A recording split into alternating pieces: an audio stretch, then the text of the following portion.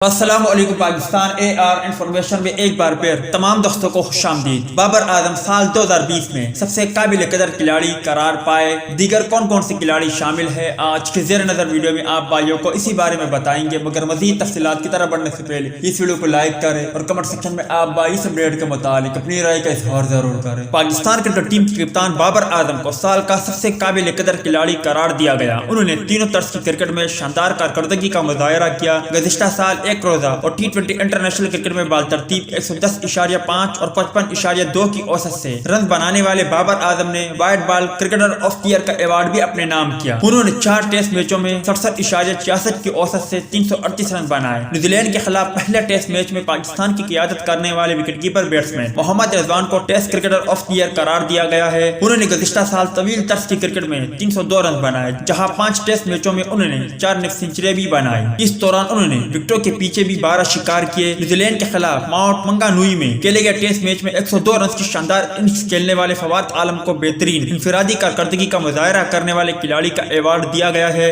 17 سالہ نوجوان fast bowler نسیم شاہ کو سال کا بہترین emerging international cricketer of the year کا ایوارڈ دیا گیا ہے، جبکہ روہیل نذیر کو emerging cricketer of the year کا ایوارڈ دیا گیا۔ پاکستان انڈر 19 اور پاکستان شائین کے کپتان روہیل نذیر کو emerging cricketer of the year کا ایوارڈ دیا گیا ہے۔ امید ہے دوستوں کہ آج کی ویڈیو بھی آپ کو پسند آئی ہوگی۔ ملتا ہے کسی نیکسٹ ویڈیو میں، تب تک کے لیے اجازت دیجیے۔ اللہ حافظ۔